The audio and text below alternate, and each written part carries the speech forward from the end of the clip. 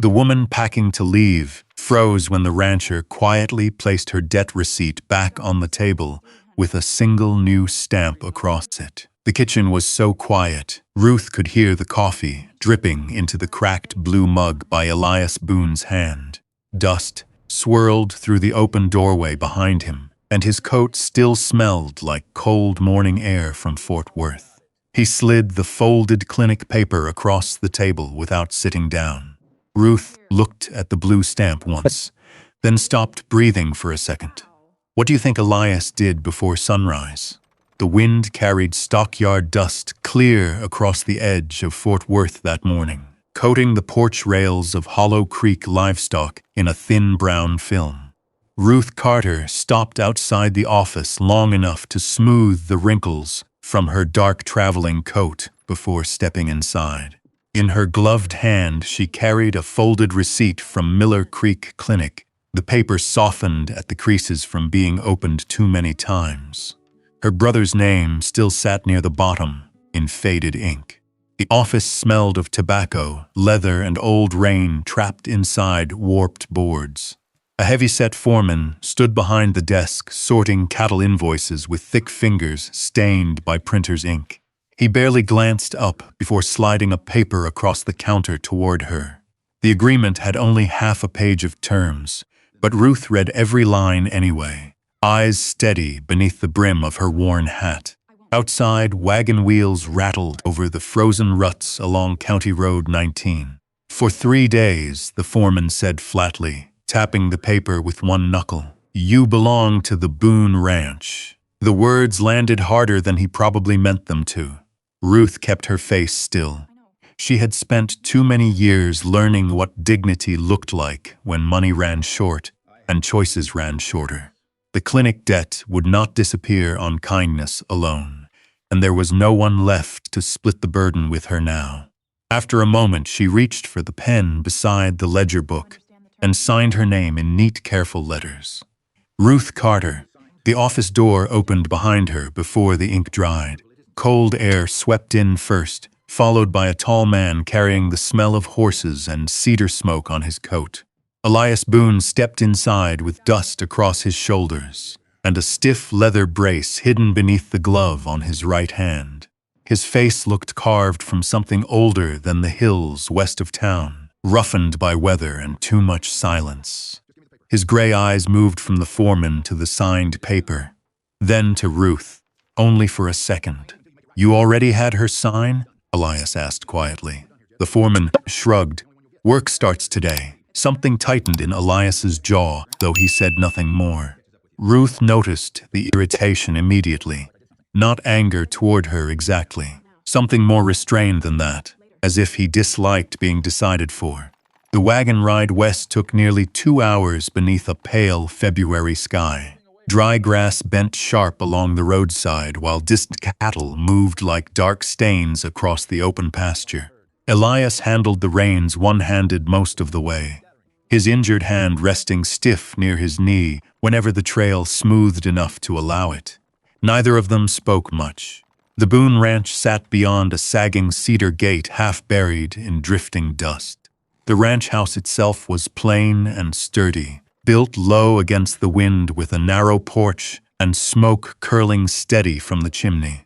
Ruth heard horses shifting in the nearby stalls before she even climbed down from the wagon. The place was quiet in a way that felt practiced. Inside, the house carried the order of a man living alone too long. A cast stove stood near the back wall beside neatly stacked firewood. One cracked blue coffee mug rested upside down near the sink as though it had not moved in years. Elias set her small satchel near the hallway without ceremony. "Room's there," he said. That was all.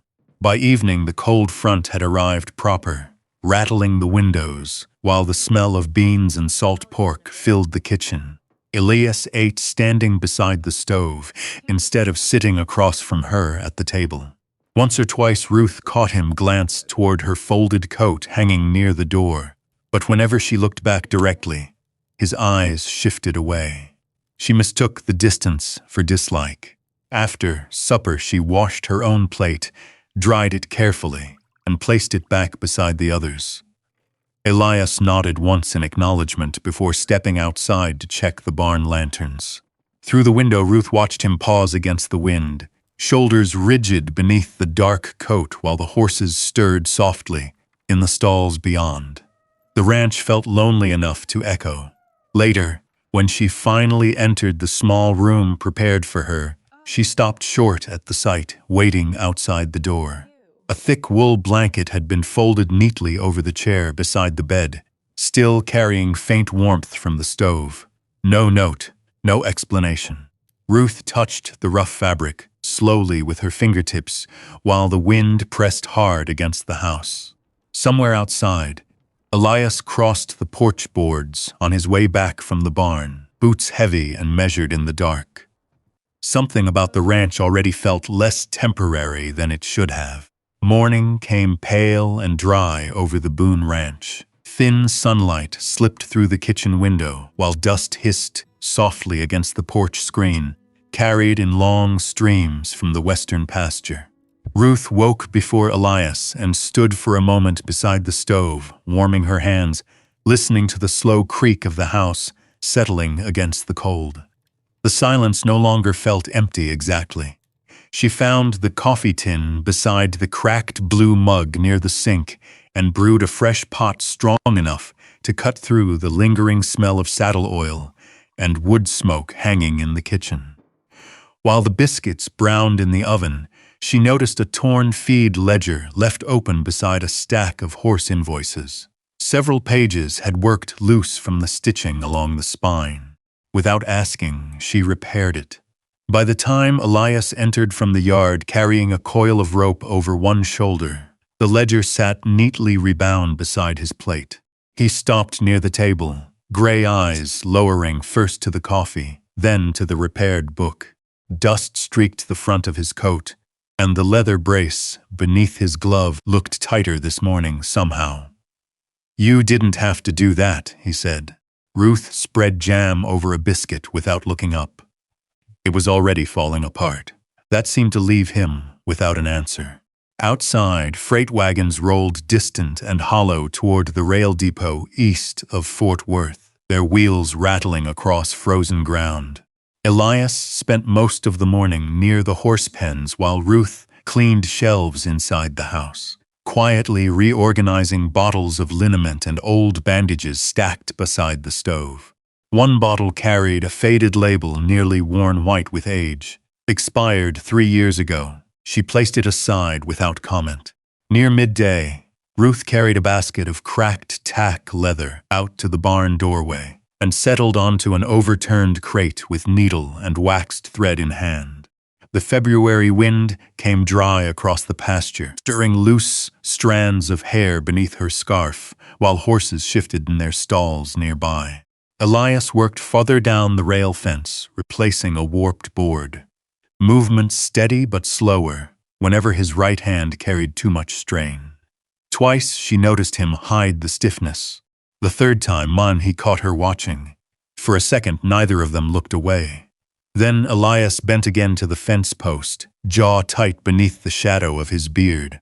Ruth lowered her eyes back to the leather in her lap, though she stitched the same section twice before realizing it. That evening they ate stew at the kitchen table while the wind rattled softly through the chimney pipe overhead. Elias usually stood while he ate, but tonight he sat across from her without seeming aware he'd done it. The cracked blue mug rested near his elbow, one thumb moving absently along the chipped handle between bites. Ruth glanced toward the quiet room around them. "Does it always stay this still out here?" Elias took too long answering. "Mostly." His voice came low and rough from disuse. Ruth lifted her eyes then. Elias met them fully for the first time since she arrived, and something uncertain moved through the silence between them. Not comfort exactly, but not distance either. Later, while putting away the clean dishes, Ruth found a folded document buried beneath a stack of invoices near the pantry shelf. The paper carried the red stamp of Trinity County Bank across the top, though no signature appeared at the bottom where one should have been. Final notice. Her eyes moved slowly over the lines mentioning overdue land payments and spring restructuring terms tied to the south pasture acreage. Outside, she heard Elias crossing from the barn again, boots scraping dirt from the porch before entering the house. Ruth folded the paper carefully back where she found it, just as the kitchen door opened. Elias paused inside the doorway, cold air curling around him. Neither of them spoke. Ruth stepped aside from the pantry shelf, first, wiping her hands slowly against her skirt as though she had been doing nothing more than putting away dishes. Elias removed his hat, setting it near the cracked blue mug by the stove, but his eyes lingered a second too long on the stack of invoices beside the wall. He knew exactly which paper she might have seen. Still, he asked nothing. The next morning broke colder than the one before. Frost clung white along the fence rails while low clouds drifted over the pasture west of County Road 19. Ruth stood near the stove, turning biscuits in the pan, when the sound of wagon wheels rolled into the yard. A stranger climbed down, carrying polished boots and a dark wool coat too fine for ranch work. The horses in the traces bore the painted initials of Chisholm Stock and Freight along their harness straps. Elias's shoulders tightened the moment he spotted the visitor crossing the yard toward the barn. "Buyer," he muttered shortly. "Horse contract." Ruth nodded once and returned to the stove, though she noticed him flex his injured hand beneath the glove before stepping back outside. The ranch stayed uneasy the rest of the morning. Voices drifted from the barn lot while the buyer inspected mares and checked teeth, hooves, and movement with the cold attention of a man pricing lumber. Ruth carried fresh water from the pump and tried not to watch, but every now and then her eyes found Elias near the rail fence, jaw set hard beneath the brim of his hat. He moved carefully today. Near midday, shouting broke across the pasture. Ruth dropped the feed sack in her hands and ran toward the lower corral beside Red Hollow Creek. One of the mares had panicked against a stretch of rusted wire loosened from an old cedar post. The animal reared hard, twisting herself deeper into the fencing, while Elias struggled to steady her, one-handed before she shattered her leg against the rail. "Easy," he barked, breath sharp with strain. The mare kicked again. Ruth saw it then, his right hand failing beneath the pressure, fingers losing grip against the rope. For one dangerous second, Elias nearly went down, beneath the horse's shoulder. Without thinking, Ruth snatched the farrier knife from his belt and cut through the tangled wire near the mare's flank. "Easy now," she whispered low toward the horse. "Easy, girl." Something in her voice reached the animal where force had failed. The mare staggered backward, trembling, nostrils wide with fear, but finally steadied enough for Elias to guide her clear of the broken fence. Afterward, neither of them breathed right for a while. The buyer muttered something about returning next week and climbed back into his wagon fast enough to avoid the tension hanging over the yard. Elias stood near the rail fence, staring at his bleeding knuckles where the rope had burned through the glove. He looked angrier at himself than at the horse. Ruth fetched water without asking. At the wash basin beside the barn, she cleaned the blood from his hand carefully, while the wind rattled dead grass along the creek bank nearby. Elias stayed still beneath her touch, though once his jaw tightened when cold water struck the swollen joints beneath the brace. "It never healed proper," he said finally. Ruth glanced up. "The hand?" He nodded once. "Rodeo fall near Abilene, 5 years back." His voice stayed flat, almost careless.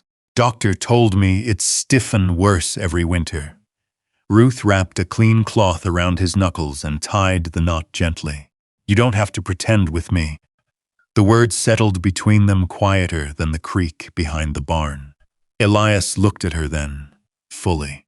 Not the guarded glance he usually gave across doorways or supper plates, but something steadier. Ruth held his gaze only a second before lowering her eyes back to the bandage, though warmth had already risen beneath her collar despite the cold air. That evening, the ranch house felt different somehow, less hollow. Elias sat near the stove mending harness buckles while Ruth stitched one of his worn work shirts beside the fire, using thread pulled loose from the hem of her own undersleeve. Neither spoke much. The soft scrape of needle through cloth and the crackle of mesquite wood filled most of the room. At one point, Elias reached automatically for the cracked blue mug near the stove, before pausing halfway there. Ruth had already filled it with fresh coffee. His eyes lifted toward her across the firelight. For a moment, he looked as though he meant to say something more than thank you. But he only nodded once and wrapped both hands carefully around the warmth. The next day arrived softer than the ones before, though the sky remained pale with dust drifting in from the western flats. Ruth woke to the sound of Elias, already outside, splitting cedar near the barn. Each strike of the axe carrying through the cold morning air in slow, steady rhythm. She stood at the kitchen sink, watching him through the window, a moment longer than necessary before turning back toward the stove. Something inside her had begun paying attention against her better judgment. By noon, a railroad broker arrived in a mud-streaked wagon carrying rolled survey maps beneath one arm. Ruth recognized the type immediately. Men who smelled faintly of cigar smoke and train soot usually came attached to bad news for somebody.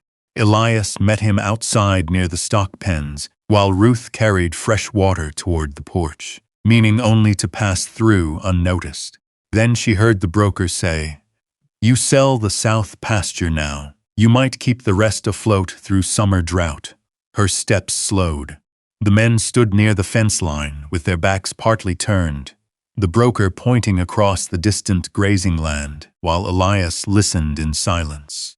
The words that followed reached her only in pieces. Reduced operations, fewer horses, better than losing everything outright, temporary.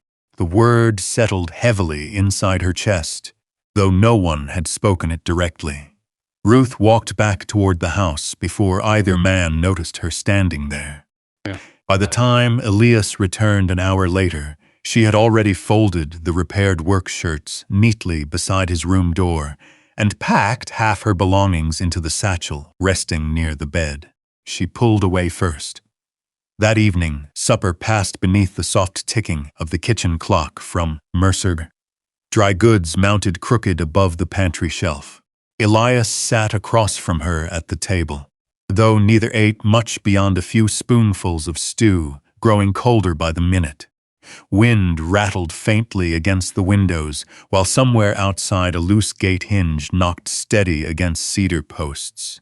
Ruth kept her eyes lowered toward her plate. Elias noticed the packed satchel before she realized he had seen it. The leather straps had been buckled tight, the folded clinic receipt tucked carefully into the side pocket once more.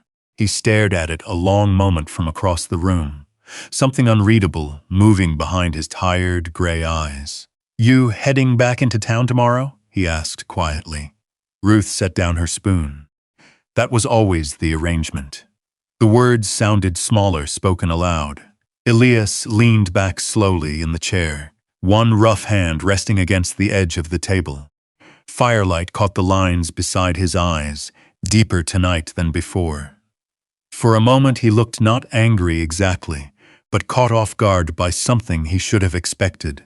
"You were planning to leave Fort Worth entirely," he said. Not quite a question. Ruth hesitated before answering.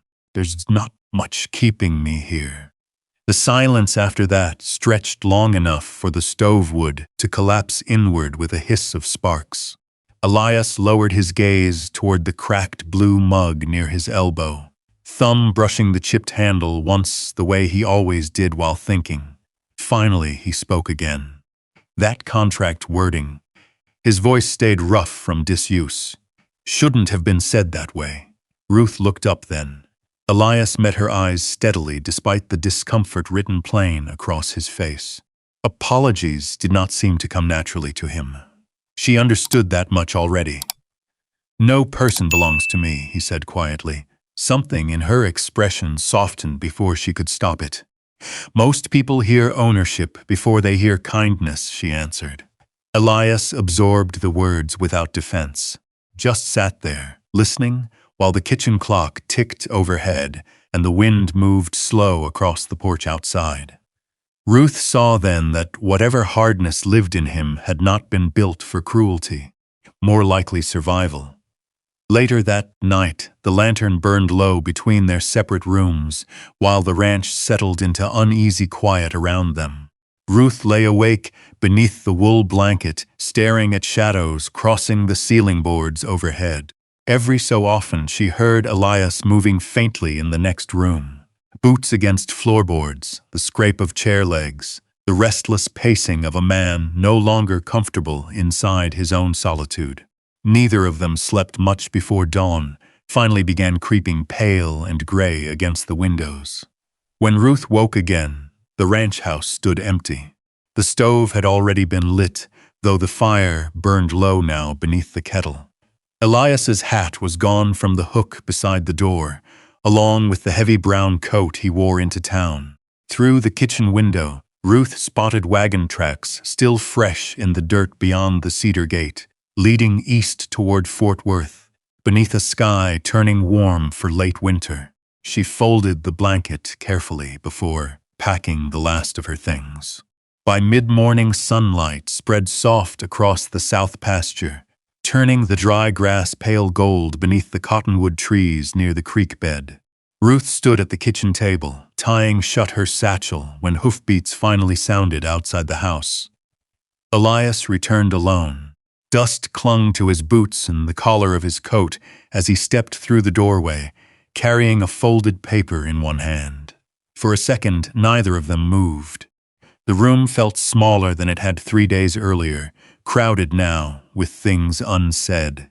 Elias crossed the kitchen quietly and placed the document beside Ruth's breakfast plate. The Miller Creek Clinic receipt. Stamped across the front in dark blue ink were the words "paid" in full. Ruth stared at the paper without touching it. Her brother's name sat there beneath the stamp, exactly where it always had. Only now the weight attached to it seemed suddenly lighter than she knew how to carry. She swallowed once before lifting her eyes toward Elias. "You didn't have to do that." "Yes," he said softly. "I did." He removed his gloves slowly, flexing the stiff fingers beneath the leather brace, before resting both hands against the back of the chair. Outside, horses shifted in the nearby pasture, while somewhere down the road a freight wagon rolled faint and distant toward the rail depot. "You don't owe anybody anything now," Elias said. "Not me. Not this ranch. Not whatever's been following you around all this time." Ruth looked away first. No one had spoken to her that way in years, not carefully, not without expecting something in return afterward. She pressed one hand flat against the edge of the table just to steady herself, while silence settled softly between them again. But this silence felt different that afternoon. Elias walked the south pasture fence line alone, while Ruth remained near the barn sorting invoices and feed orders beside the open stable doors. The railroad maps still sat rolled on the workbench where the broker left them, edges curling in the dry wind. When Elias finally returned near sunset, dust coated the hems of his trousers and weariness sat deep around his eyes. "I'm keeping the south field," he said simply. Ruth glanced up from the ledger book in her lap. "The railroad offer would have covered most the debt," Elias went on. "But selling all of it feels too close to burying the place." He leaned one shoulder against the stable doorway, gaze drifting toward the horses beyond the fence.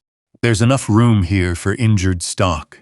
Horses nobody wants to put down, but nobody wants to keep either." Ruth studied him quietly. The fading light caught the tired lines beside his mouth, the stubbornness in his posture, the uncertainty hidden beneath both. For the first time since arriving, she realized Elias Boone was not only trying to save land. He was trying to save himself along with it. "You'd need stronger partition rails," she said after a moment. and separate feed storage if you're housing recovery animals near healthy stock. Elias blinked once. Then the corner of his mouth moved almost like a smile before settling again. You already planning the place for me?